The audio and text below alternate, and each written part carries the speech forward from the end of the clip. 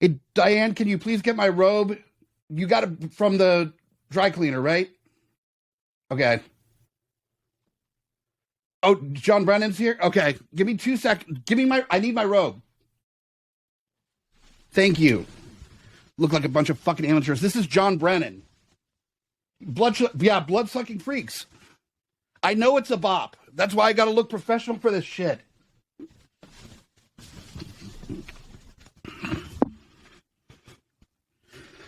Ugh. All right, when I say go ahead and send him in, okay? What do you mean he's a... Hi, John. I've been watching this whole time. How unprofessional can one cult leader get? This a cult consultant? What is this? This is insanity. Sorry. You know you didn't even have your hood up. This is insane. What kind of a cult is this? Listen, I'm telling you, I make the best cult members, but I have had the hardest time getting a good assistant, so I apologize. Well, not everybody levels up from cult, consultant to cult leader. So you're in the consultant phase, which I'll forgive you for. Well, this is really the beginning of me striking out on my own. For years, I've been working for the big dogs, the Disneys, the DC universes, the really toxic fandoms. Absolutely. And I felt like it was time to bring that same energy to the little man. We need to get cults for the Howard the Ducks of the world. So the Howard the Duck, the greatest bestiality love story ever told. I don't care what anybody says about Shape of Water. It's not as good of a love story than Howard the Duck. It really just... I need to see that slash fiction animation of the corkscrew dick from Howard the Duck just going to town. Why didn't they make the corkscrew titties? They showed the nipples should have been the corkscrews too. That George Lucas really messed up on that one. I'm saying that's why we need a remake. Maybe James Gunn can do us some justice to the Howard the Duck. And the thing about Howard the Duck, we don't have to harp on it all day because I'm sure you have a cult out there that has already covered Howard the Duck. But I don't, Jeffrey Jones' personal life sucks, but he's amazing in Howard the Duck. I mean, just amazing when he turns into the monster and the whole thing. Oh, what a performance! The transformation is incredible in that movie. That monster is amazing. So super underappreciated, and technically the first Marvel movie. So it really doesn't get enough love. But that's kind of what. Yeah, we're in the cult of Howard the Duck already. So exactly, but we aren't talking about Howard the Duck. I got your file right here. Right. Yes. It looks like you are, of course, are a musician known for not just your solo stuff, but you have done stuff for Troma, for primarily Joe Bob Briggs. Last Drive-In is where you are predominantly known for. Yeah, and what's weird about before I did Joe Bob Briggs, I did do Troma, and the song that I made for Return to Nukem High, aka Volume 2, directed by Lloyd Kaufman, was called The Silence of the Ducks. So everything's synchronicity over here today on the show. It's amazing. That is incredible. And but we aren't talking about ducks. According to your file, it looks like we're going to be talking about the Emergency Broadcast Network today. That's right, and not the emergency broadcast system. Sometimes when you're sitting there late at night and you hear meow like a TV show and everything goes blue, and the guy comes on, he says, "This is just a test of the emergency broadcast system." Not that. The Emergency Broadcast Network, which was a art collective in the 90s out of Rhode Island. And they were sort of pioneers of video audio remixes and EDM and this amazing original sort of groundbreaking pioneers in that regard before the internet. And I've looked into the group a little bit, and they don't even call themselves musicians. They're just performance artists is what they prefer to be known as. That's right. And what's funny is that the music itself is enough to justify their existence. I mean, it's really, you can see how they were the predecessor for so many other groups. Well before, I think they formed in 91 from what my research tells me. Yeah, early 90s, it's sort of murky online. There's a Wikipedia page, but as we all know, we can't always trust Wikipedia. But we can launch from there. But there was also a couple of interviews online and stuff. So we have cribbed together certain things that we could loosely say when they started, what they did, and sort of why they disbanded, which was basically they all went their separate ways and formed different companies and stuff in tech and amazing things. One of the guys went on to form the company that then went on to develop After Effects, which is obviously we both know that that's such a huge impact on not only independent filmmaking, but Hollywood itself. So these guys started and did some amazing things in the 90s and then went on to do some crazy things in technology as well. Excellent. And I think the first track that they put together was something about the Gulf War, I believe. Yes. So this is amazing. So the full disclosure, my original exposure to this was in the mid-90s. And the thing that I first saw, it was a videotape that a friend of mine, I won't reveal his name because he has children today, and we were actually taking some mushrooms and watching this videotape. And when I say that it blew our minds, I'm not even exaggerating. Our minds exploded from this thing. And one of the first videos on it is a cover of Queen's "We Will Rock You," but it's done from video footage of the news of George Bush at the dawn of the George, not W. Bush, the original George Bush, pieced together from different news programs saying, we will rock you. And then all the is bombs from the Gulf War going off. So these guys sort of created a commentary on the war at the time using political news footage. Then they mixed in stuff from other TV shows. They basically recorded 24, 48 hours of television and then remixed it to make a cover of Queen's "We Will Rock You." It's mind-blowing. It's on the internet, and I don't know if it's the original form, but one of the remixes is definitely there. And that is where I am familiar with them. I was not familiar with the name Emergency Broadcast Network, but I think in the dungeons of my mind, like so many people around our age, the "We Will Rock You" or even a couple of their other tracks, they're in there somewhere. They were part of the early internet experience, and for good reason. I mean, if you think about how difficult it can be to sample nowadays with modern technology, the amount of sampling that these guys did is crazy. It is impressive. They went viral even before the internet through distributing VHS tapes, which led them to get the attention of Bono from U2. And they were then hired as a collective to go on tour with U2 to aid in the visuals and the audio of their Zooropa tour, which I actually saw, and it was amazing. Like, say what you will about some of the later U2 stuff.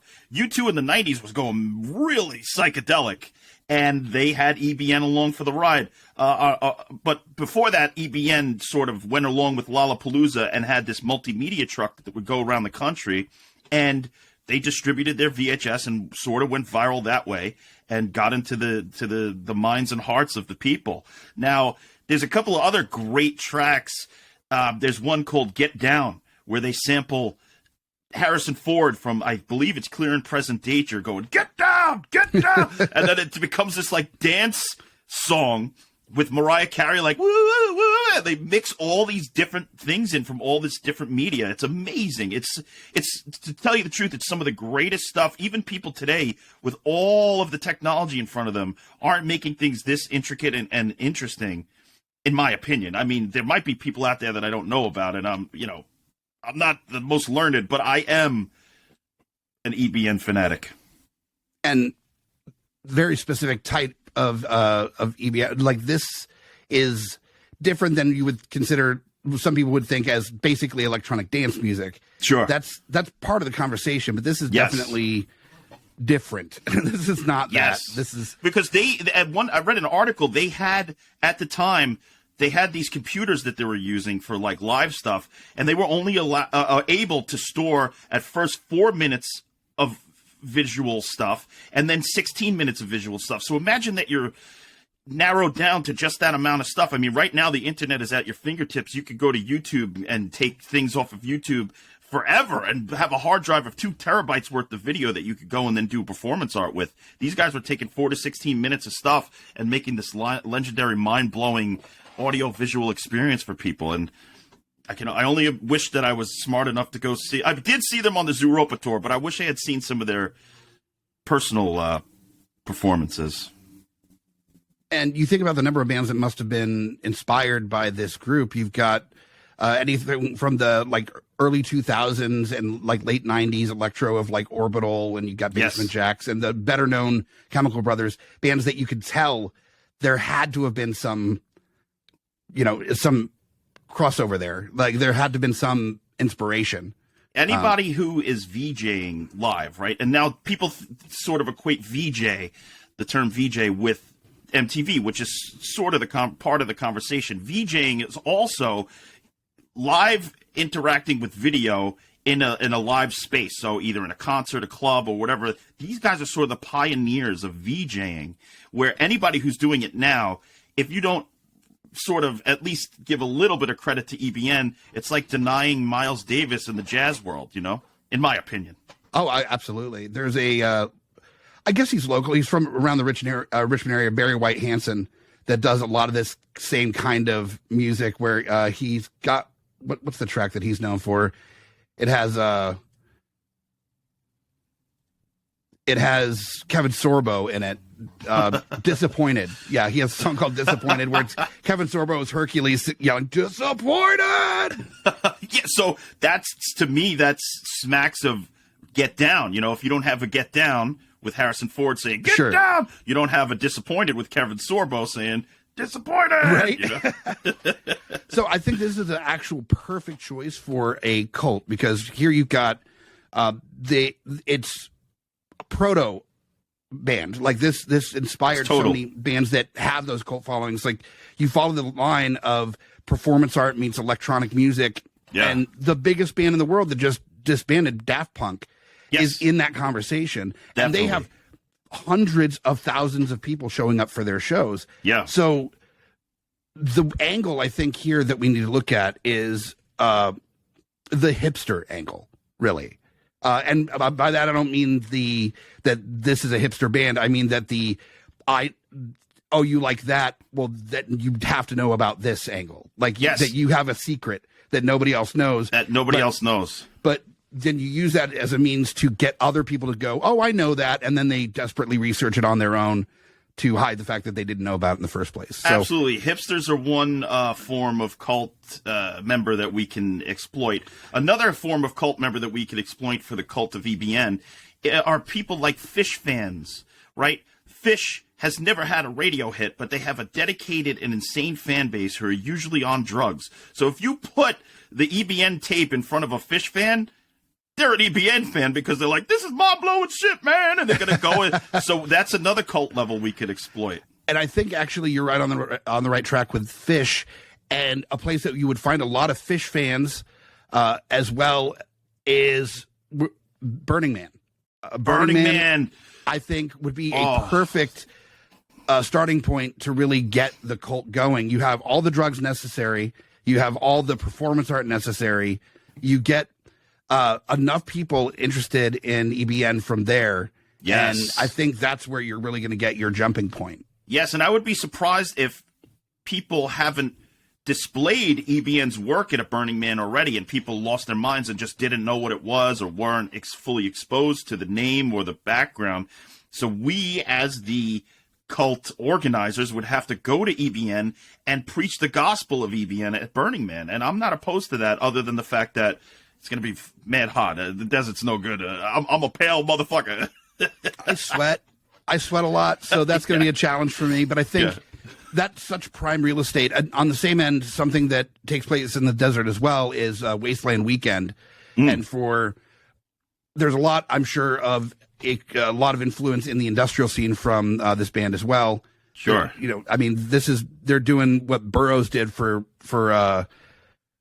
writing, is just sampling and combining things together. Yeah. The third mind, you take a bunch of stuff. Burroughs and I forgot Brian Geisen, I think his name is. They took a bunch of stuff like newspapers and books and magazines, and they cut up all the words, and then they reorganized them to form new sentences, and then through forming those new sentences, then formed whole other pieces of literature. And that's essentially what EBN does, the third mind, the cut-up technique, and taking from Burroughs to EBN to the modern day. You know, I liken EBN to the original master of a VHS tape, right? You have the original master, and then you tape over it with something else. And then you tape over it again and again and again, until nowadays what you have is this degraded form of what they created in this degraded sort of VHS tape that's, you know, you can still watch something on it, but you got the fuzz. You need to go back to the master. Mm-hmm. And to redistribute the master to the people today. And what they will do is expand their minds and say, it's art. We need to return to the art of it and not the commercial aspects of it. That's and what with the internet being what it is now versus when EBN was in its heyday, everybody's looking for connections to something. So the amount of research that would be poured over as to where the samples came from, why this sample was used for this word instead of this other sample that would have been used for that word. That's where you get that like QAnon level conspiracy theory element into EBM, where people are saying this is what they're trying to say, and that you can really push that as a level of them being prophets of the electronic future, trying to explain what's going to happen with technology, of their original intent about news being entertainment instead of information. And, and to also offer up their views on politics in the world by using those people's words against them, right? Imagine what they would have done with Donald Trump speeches or anything. You know, they would have made some crazy political commentary that would have blown other people out of the water, because it's easy enough to do a impersonation or something of somebody. If you take that person's own words and use it against them, which they sort of did. They had the dance where Donald Trump was doing the jerk off thing or whatever. Sure. You know, some people did it, but EBN would have went whole hog and commented in a way that I don't think anybody else right now is necessarily doing. It's splintered. EBN could take it all together and bring it on home.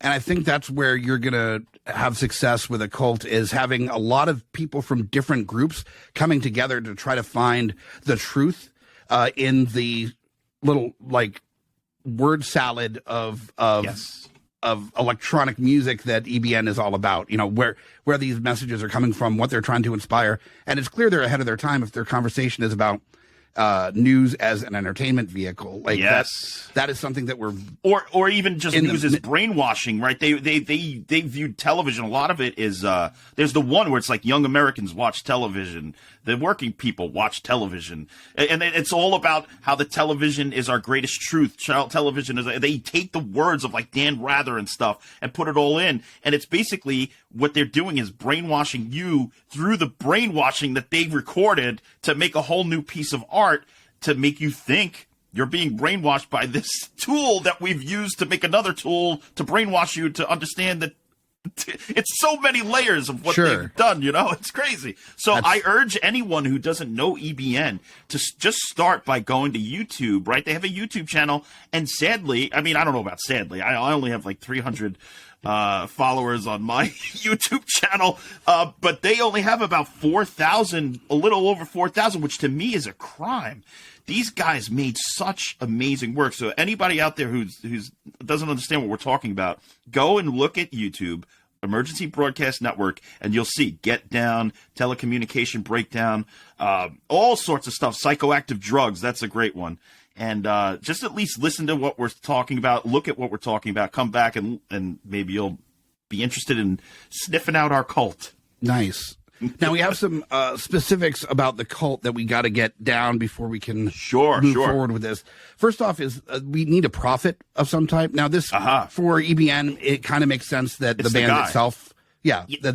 So Joshua Pearson, right, he was sort of the evangelical leader of the thing. He would be the face of it. He would go out into the crowd while the crazy audio-visual things were going around with a megaphone and just shout stuff, you know, and say, you know, try psychoactive drugs, try psychoactive, you know, and that sort of stuff. So he would be a great cult leader with the megaphone, getting out there and shouting these truths and half-truths to the people. And yeah, perfect iconic images of him with a megaphone that could be put on, slapped on T-shirts, slapped on signs. You know, really made to be this icon of the cult. So perfect. I think that's a great choice. Yeah.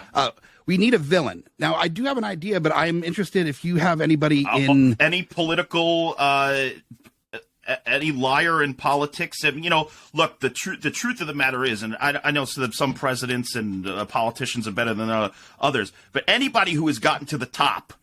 Just anyone who has gotten to the top has had to shake hands with the devil and smile and do it in a polite way and say, yes, I don't care if you rape the people over here as long as you don't rape the people over here. So anybody who gets to the top has had to do a couple of evil things to get to where they are. I'm sorry, it's just true.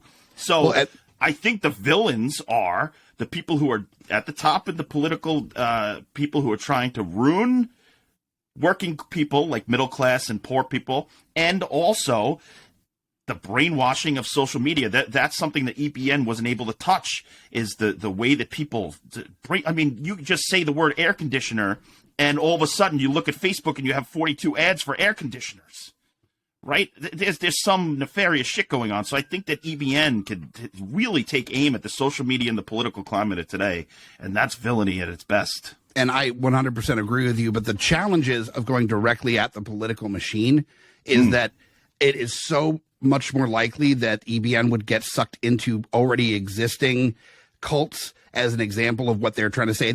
It happens all the time that EBN would come in with a pure intention, and their intention will remain the same, but then a QAnon or some other group would then use them as, see, these are the people that are saying what we're saying, when that's not at all what they were trying to do. Right, a vulture cult who will then take over the cult and eat that and consume that. Okay, so what I'm thinking, and please, if you have another idea or you want to go a different direction, no, please.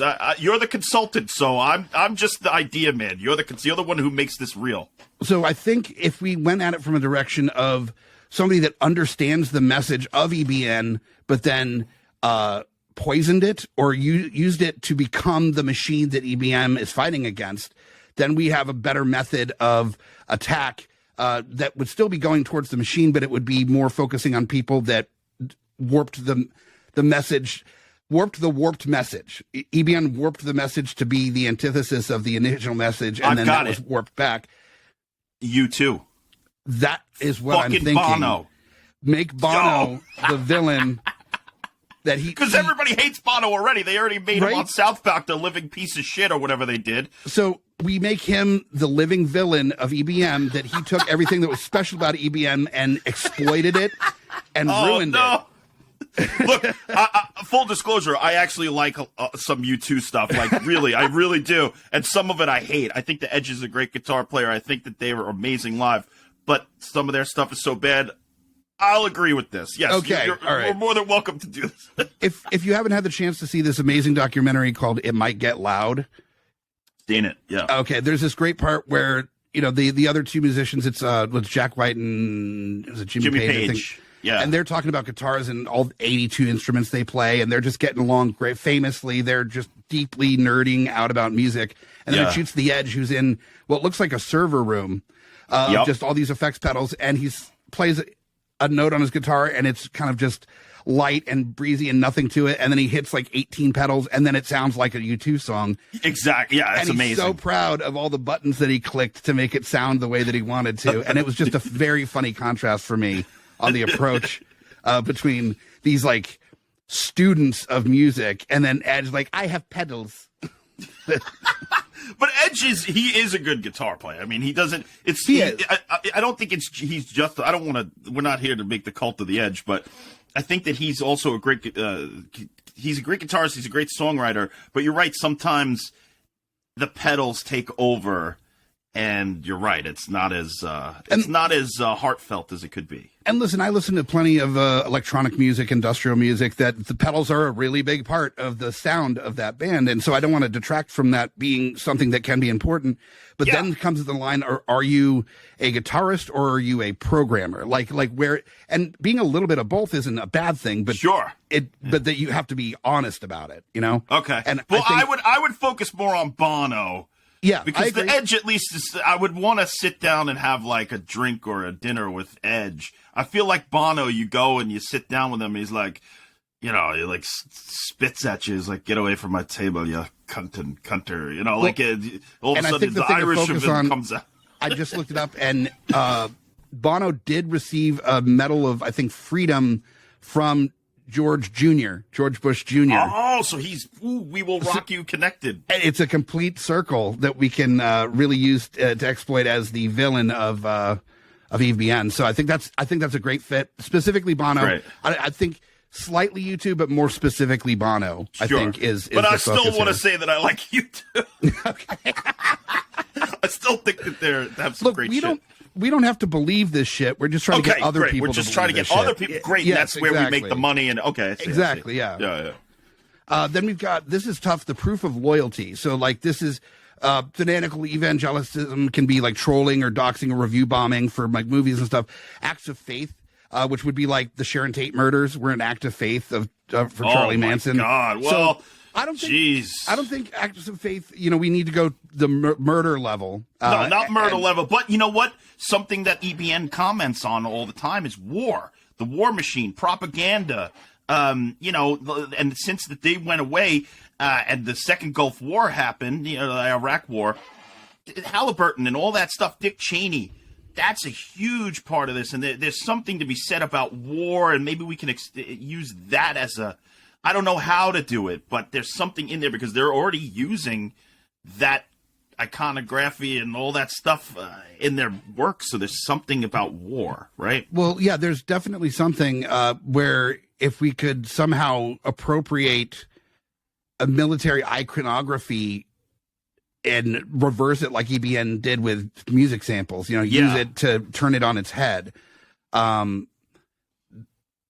don't want to talk about like a second 9/11, but what if there's a virtual war?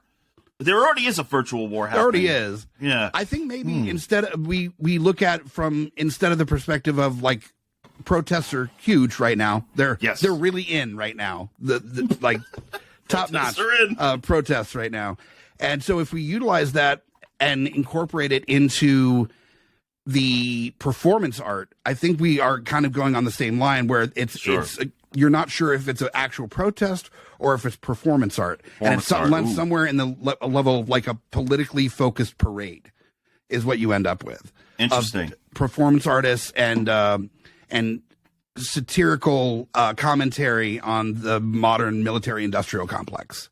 Right. And this is all, of course, pending the approval of the band or the collective themselves. I'm sure that they'd have some interesting ideas on how they would want to manipulate the current landscape and, do exactly what you're saying. I wonder what they would say. I wonder what their way forward would be. Well, probably hesitance, because oftentimes whenever somebody's message gets taken on by somebody else, it gets... I mean, we just basically said Bono sucks and The Edge sucks, and they went on tour with him, so they probably liked them. Like, remember, Charles Manson took his race war idea from a Beatles song. There's a lot of ways things can be. We're the Charles Manson of EBN. Yeah, you're right. That needs to be a T-shirt right there. Now we do also have so I think just like performance art protesting is maybe the way to kind of involve yourself in this like cult kind of approach to EBN. Then there's the prize. The prize for loyal followers. So the gift that you receive. And I think, and that could be, a heaven or some sort of like peace on earth idea or something a little bit more physical, like money. But how about this? I got a small idea here. Just a quick aside.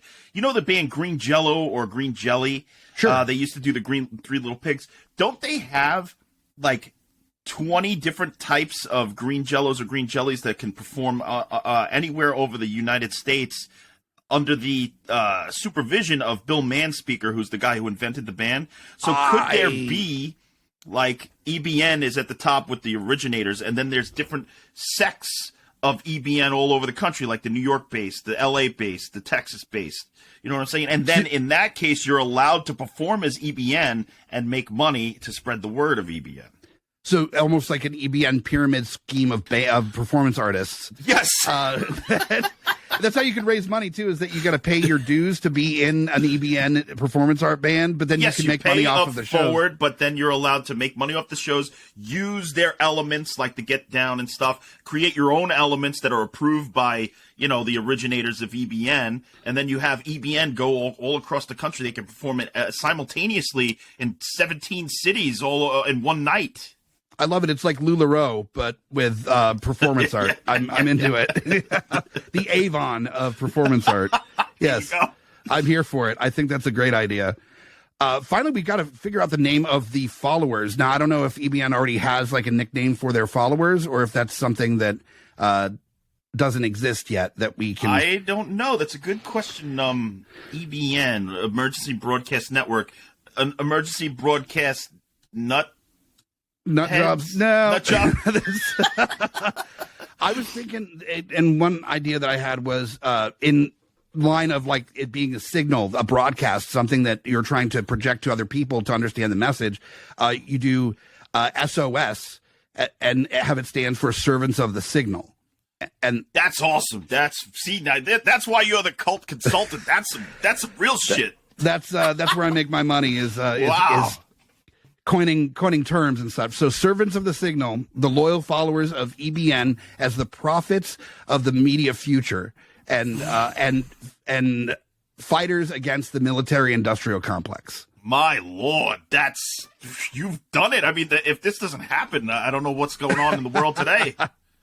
I think we've got a really good start to this cult. I think it's embodying everything that this group is supposed to be. It's performance art. It's satire. It's ridiculousness and over the top production. And it's moving what they did in the 90s into the modern age to start to comment on modern political landscape, the war machine, and as well as social media and things like that.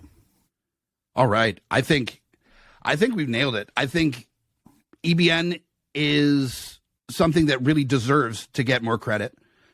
You know, 100%. You've got plenty of bands that are great. I do enjoy like the 90s and early 2000s Orbital, Basement Jacks, Chemical Brothers, Crystal Method. Like I listen to all that stuff. There was so much good shit in the 90s. Like I used to go to the clubs every once in a while. Like in New York City, there was a place called the Sound Factory, Tunnel, Exit, Limelight. And the music that was coming out of the clubs at that time was amazing until it finally broke on the radio. And that's when it started to get watered down and splintered. Now there's a lot of great shit happening, but it's not in the mainstream. It's unfortunate that it had that crash on the radio and then splintered out into wherever it went. And now you have to really seek it out. But for a minute there, it was huge. Zombie Nation. Remember that? Mm-hmm. Or even, look. That song, Better Off Alone. Do you think you're better off alone? That was like straight out of the clubs, EDM meets pop, and it was just like a really beautiful, great song. And I wish that, some of the EDM that's coming out today is just so heartless and soulless. Is somebody standing at a control board pretending to manipulate sounds and just going like this, and making the crowd go nuts, and it's all pre-programmed. I want to hope. I mean, I know that there are people out there who do cut and manipulate things live. I would like to see them rise to the top alongside the EBN family or cult, so that we can bring people in and expose them to the world. I saw recently, speaking of U2, actually, there was an old interview with Henry Rollins where he was talking about how much he hated U2. And in that conversation, he talked about how he had no bones to pick with the Britney Spearses and the Backstreet Boys of pop, because he said there's always been a place for that. There's always been those type of bands. Sure. They don't pretend to be anything else other than what they are, which is just pure entertainment. That's it. Yeah. And so there's no reason to be mad at them, Now, with U2, his bone to pick was that they try to position themselves as this like thoughtful, like politically focused band when they're just a pop band. And that was his bone to pick. But even Henry Rollins, punk rock icon Henry Rollins was like, don't pick on the pop bands. There's a place for them. There's a place. Absolutely. But as long as you're not a faker or false. Like that's what I feel like when I see 100,000 people at a festival going nuts for this person who just turned a knob like that, and literally it's all pre-recorded. They did nothing. It's basically like Milli Vanilli, but for EDM music. They're just they're basically lip syncing with a fucking machine in front of them. It's garbage. So we're gonna take over the world with a bunch of EBN local performance acts from around the world. Who perform live. They manipulate the things live in front of you, and what you're seeing is what you're getting, even the mistakes and all. I'm into it, and definitely, I think anybody that's unfamiliar with EBN, just looking at the YouTube channel would be enough. The coolest thing was this car that they had a big satellite dish on that they were projecting images onto the satellite dish as it was moving around. Very cool, and shooting off model rockets and stuff as missiles. And that's what you could have. You could have the fleet of the EBN vans that go around to different state fairs or music festivals and stuff and preach the gospel of EBN and spread the word. I think they need to bring that back. It was such a cool thing. That is very cool. I am here for it. And I really think that if I was in a position to join a cult, I'm already lousy with cults at the moment, but like I would definitely like follow you into the world of EBN and start our own performance version of EBN together. I'm here for it. Sure. But I would want to, of course, you know, I like to give credit where credit is due and bring in the originators. I just want people to know what this is and then get their ideas. You know, because, hey, I'm not like, I don't want to exploit people's art for my own personal gain. I want to just help them get a little name out there, and then maybe they'll throw me a couple of bucks to get a steak. You say that now, but in 10 years when there's one of the cult members snorting cocaine off your dick, you might have a different feeling about where you want to be on the upper echelons of your cult. So, well, I have one rule about coke snorting off my dick. Don't get that coke in my dick hole. I wrote a song about it. You can find it on my Bandcamp. John Brennan at Bandcamp. I follow you on Twitter. You're always posting on there. I think. Yeah. You had a record out a year or two ago, I think. Anything recent? Oh yeah, you know, I've been. We released a 45 of some of the Valentine's Day stuff. We have. Okay. We're going to do some more stuff in the future with Ship to Shore Phono Co., more Joe Bob stuff. I mean, we haven't, like, I don't know, at least 24, 25 songs that we haven't released on physical media at all that we're going to probably put together in another full-length LP this year. John Brennan and the Big Feet are going to make a record called The Last Drive-Thru. Food-based songs, or The Drive-Thru Will Never Die. We're not sure yet. Or maybe we'll do a double album. And, you know, songs about cheeseburgers, burritos, hot dogs, hot wings, you know, food-related songs. And then on top of that, been writing a bunch of screenplays and hopefully get to shoot something this year. And then after that, of course, The Last Drive-In is going to return. I don't know when this is going to come out, but is it going to come out soon? In about a few weeks, probably. Yeah. A few weeks. So it might be already past. We have a Valentine's Day special coming up on Shudder. And then after that, season 5, which will premiere probably sometime in April. So The Last Drive-In's going nice and strong. I love it. I gotta say, there needs to be more Hogzilla in my life. Well, you know what was amazing last year at the Joe Bob's Jamboree in Memphis? Last July, we live riffed Hogzilla with Darcy the Mail Girl, me, and Joe Bob sat in the audience, watched this, Austin Jennings, the director of the show, and Jonah Ray from Mystery Science Theater 3000. So it was freaking awesome. It was just like, that guy, you know, Jonah Ray is so quick. Oh, because yeah. There was nothing written for it, and like, you know, some of us got a couple of good zingers in here or there, but that guy was like, bing, bang, boom, boom, bang, boom, to the point where I had to start stealing his jokes because I was like, what is this guy saying? So I started doing a bit where I'm stealing his jokes from earlier in the thing, and I think he got a little upset with me. and afterwards, he's like, you're like the Carlos Mencia or the Robin Williams of riffing. I was like, it was a bit, man. I'm sorry. When Mystery Science Theater, it does kind of fit with what EBN was doing, is that you're taking old media and you're kind of reforming it again and resending it out. And making a new thing from an old thing, which is amazing. So yeah, we riffed Hogzilla, and like, that's, hopefully we could do more of that this year. I know that there's a Jamboree coming up.